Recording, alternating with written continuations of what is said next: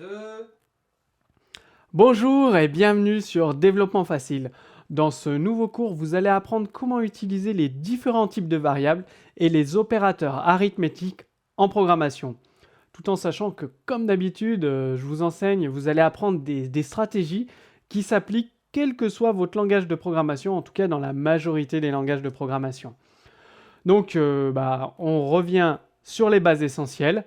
Il est très important de toujours conserver la cohérence de vos variables, de toujours les typer, c'est-à-dire que si vous déclarez A en entier, de conserver tout le temps un entier tout au long de l'exécution de votre programme. Donc que votre langage vous le permette ou non, typez vos variables et conservez-les tout au long de l'exécution de votre code. Il faut savoir que vous avez la possibilité de caster des variables, c'est-à-dire de transformer des strings en int et inversement. Donc, les différents types de variables qui existent. Donc, suivant les langages de programmation, il y a des types supplémentaires ou alors il y a des types qui n'existent pas. Alors, vous avez int, c'est un entier sur 32 bits. Ça aussi, ça dépend de votre langage de programmation. En tout cas, int, ça représente un entier. Uint, int, c'est un entier qui peut être positif ou négatif. Uint, c'est un entier qui peut être uniquement positif sur 32 bits. Number ou float, c'est un nombre avec une virgule, donc une virgule flottante. Et pour les entiers, ça permet, en tout cas en flash, de stocker jusqu'à 53 bits de données. Donc retenez int pour les entiers, négatif, positif.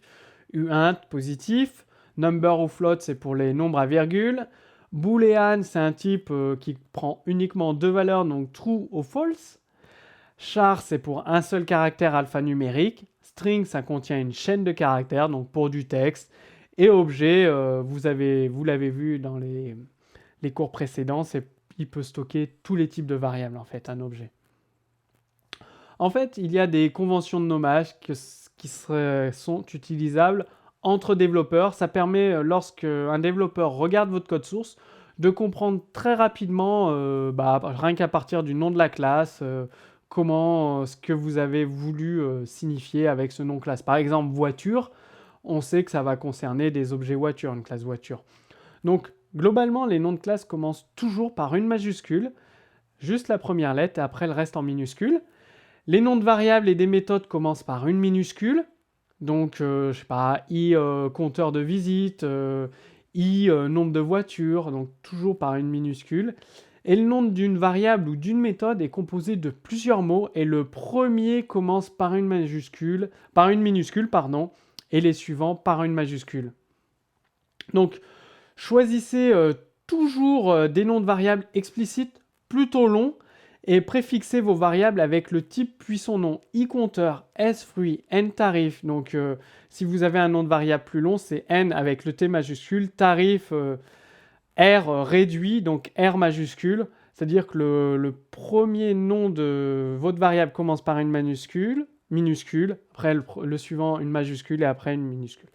Pas de caractère accentué, jamais dans un nom de classe, jamais dans un nom de variable, jamais dans un nom de méthode, jamais de caractère accentué.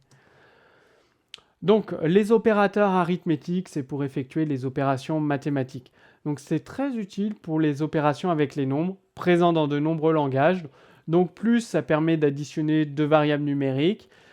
Et aussi, dans un cours que vous allez voir plus tard pour concaténer, entre guillemets, assembler ou ajouter deux chaînes de caractères. Le moins, c'est pour soustraire deux variables. L'étoile, c'est pour multiplier deux variables numériques, diviser pour diviser deux variables, et le modulo, donc le signe pourcent, en fait, ça s'appelle modulo. Ça renvoie le reste d'une division entière de deux variables numériques. Si vous divisez 3 par 2, modulo, ça va vous renvoyer 1, en fait. Ça se nomme modulo. Vous avez aussi des syntaxes raccourcis. Souvent, dans des codes sources, vous allez voir n compteur. Remarquez la convention de nommage de la variable compteur, donc n minuscule pour signifier que c'est un number, donc le type de la variable, et c majuscule, et ensuite le reste des caractères en minuscule. Plus, ça va incrémenter la valeur de 1. N compteur moins, ça va la décrémenter de 1. Donc ça, c'est des syntaxes raccourcis. N compteur plus égal, en fait, ça équivaut à n compteur égale n compteur plus 2. N compteur moins égal 3, ça équivaut à n compteur moins 3. Multiplier égal, vous l'avez compris, ça équivaut à n compteur multiplié par 5, et diviser égal égale à n compteur divisé par 2.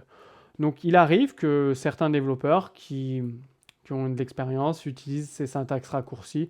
Comme ça, vous saurez ce qu'elles signifient. Important pour les variables numériques, vous pouvez effectuer des opérations mathématiques, mais par contre uniquement sur des variables de même type. C'est-à-dire, ne divisez pas un int par un float ou par un string, ça va vous renvoyer n'importe quoi, et des fois, votre langage ne vous le permettra pas à la compilation en vous renvoyant une erreur. Par contre, vous avez la possibilité d'utiliser le concept cast, c'est-à-dire de convertir des types de variables dans une autre, par exemple des strings en int. J'ai voilà un exemple de conversion de type ou de cast, c'est-à-dire vous allez transformer un string en int ou alors un float number en int. La syntaxe peut légèrement varier en fonction du langage de programmation que vous utilisez. Alors un exemple, vous déclarez la variable n value en uint égale 10 et n compteur à un number ou un float à 2,457. Vous voulez récupérer la valeur entière de compteur, vous utilisez le casting, donc uint entre parenthèses compteur, et ça va vous renvoyer 2 dans n-value. Même principe, enfin la syntaxe peut changer, par exemple dans d'autres langages, on met n-compteur espace uint. Là c'est de l'ActionScript. Par contre, le principe de cast reste valable dans la majorité des langages. Vous avez une chaîne de caractères qui vaut 32 sur votre écran. Eh bien, vous pouvez la convertir en number en utilisant le même principe un, votre chaîne de caractères égale à n-value. Je dois avoir un exemple de code source justement en ActionScript avec un entier, int, un number, un nombre à virgule, et un nombre négatif avec moins 2,457. Donc on affiche les valeurs. Là on fait un cast de n-test. Ça va vous afficher 2, parce que n-value vaudra 2, va récupérer, n-value c'est un entier, donc il va récupérer uniquement la valeur entière de votre nombre à virgule flottante. Pareil, votre chaîne de caractères qui contient les caractères 3 et 2, en castant cette chaîne de caractères, ça va vous permettre de récupérer la valeur numérique 32. Et ensuite, vous pouvez modifier votre compteur. Donc, les avantages pour vos applications, bien évidemment, c'est que chaque variable de votre code sera typée. Donc, plus tard, dans l'exécution de votre code, dans une classe ou une autre, vous avez une valeur, vous savez, rien qu'en la lisant, i-compteur, on sait que ça contient un entier, je sais pas, s, chaîne de caractères, on sait que ce sera forcément un string. Ça permet de conserver une cohérence dans vos données, donc c'est très important de typer vos variables pour garder la cohérence dans vos données, donc ne stockez jamais une chaîne de caractères dans un entier, parce qu'après, au moment ça va générer des bugs dans vos applications, et pour corriger les bugs, vous serez un petit peu perdu. Et comme je vous l'ai dit, ça facilite la lecture de votre code. Rien qu'en lisant le nom des variables qui sont bien choisies, qui sont explicites, vous savez ce qu'elles doivent contenir, ça vous évite d'avoir à reparcourir tout le code source. Comme d'habitude, vous trouverez un exemple de code source sous ce cours vidéo. Et je vous encourage à mettre en pratique les conseils de ce cours, ce soit de typer vos données, de nommer vos classes, vos méthodes et vos variables d'une façon explicite en respectant les conventions de nommage. Et si vous avez des questions, posez-les-moi directement sous ce cours vidéo. Je vous dis à très bientôt sur Développement Facile.